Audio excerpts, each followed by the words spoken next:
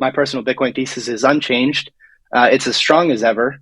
And I think really the macro people don't understand what this is, and the crypto people also missed the boat. And so I think there's, Bitcoin has probably the biggest, best asymmetric bet over the next decade, and really no one understands it.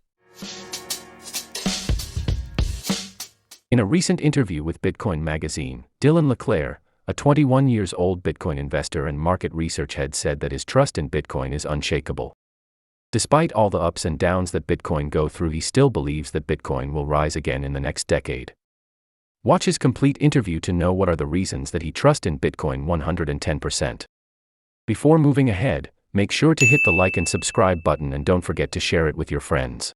Cost of capital is fundamentally broken, right? The price of money is centrally planned. We're 50 years into this global fiat currency experiment, and we're reaching a point where debt burdens across the world are so bloated that the only way out is monetary debasement, is financial repression across the board, inflation higher than interest rates. So the everything bubble in terms of whether it's stock market valuations, housing market, zero interest rate policy, negative yielding bonds and nominal. Just 2 years ago, there was $20 trillion of global wealth of bonds where you would pay $100 and to receive 99 back in say 10 years or 20 years. So what is this? This is a global everything bubble, and it's unwinding. We're seeing fixed income drawdown across the board. Well, really everything, right?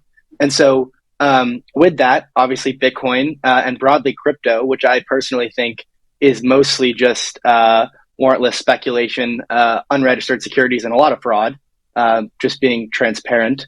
Obviously that's been hit, right? So we see these bucket shops collapsing, these yield services collapsing, and really everyone that was swimming naked is going under. And what's Bitcoin doing? It's producing a block every 10 minutes. Nothing has fundamentally changed, and hash rate's at all-time highs. So the story is unchanged. Bitcoin's exchange rate's down, but that's nothing but a thing. So my personal Bitcoin thesis is unchanged. It's as strong as ever. And I think really the macro people don't understand what this is, and the crypto people also missed the boat. And so I think there's, Bitcoin has probably the biggest, best asymmetric bet over the next decade, and really no one understands it. Bitcoin is not the first iteration of digital cash. It's the first iteration that worked, right? What Satoshi did is he basically created an engineering solution in an open source manner, airdropped it and left, and never took any coins for himself. And really, there's no one that can fundamentally change the protocol, right? So you can spin off a new iteration of Bitcoin, right? If you think of Dogecoin or Litecoin, right? These are just Bitcoin forks. And really, when you look at digital networks, it's a winner-take-all dynamic. So what Bitcoin did is it combined the digital world, right? There's the information is completely, it's able to be copied at almost no cost, right? So we've always had the reason that financial intermediaries, MasterCard, Visa, the banking network, Swift network, the reason that you need third parties is because there's no way to transfer value across the internet without a trusted intermediary, without a centralized third party. What Bitcoin did with basically solving the double spend problem and combining proof of work and the difficulty adjustment is it combined the physical and the digital world, and it did that through proof of work, right? So there's a tangible cost to not only produce a Bitcoin, but when you send a Bitcoin, I can transfer digital value in a bearer asset type way. And so this is unlike any other network. If you think of proof of stake or any of these other altcoins, right? These are just more or less databases that may or may not exist on a few other computers, but there's no tangible cost here. This is the biggest thing. Bitcoin is not just this.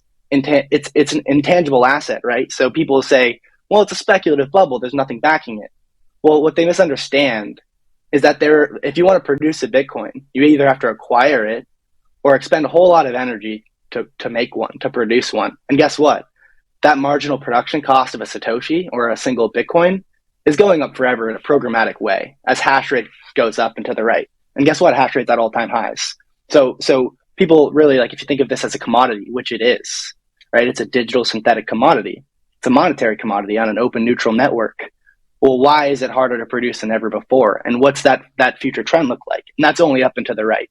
So yeah, exchange rate's down 80%, but has the story changed? No, I don't think we're going to go to a world where I'm saving in a gold-backed ETF that JP Morgan has in their vault. I actually prefer a world where I have Bitcoin in in a cold storage that I can audit and I can access in 5 minutes if I need to, and it's mine and it's mathematically mine, and I have all of my money in my head. Right, that's the future I see.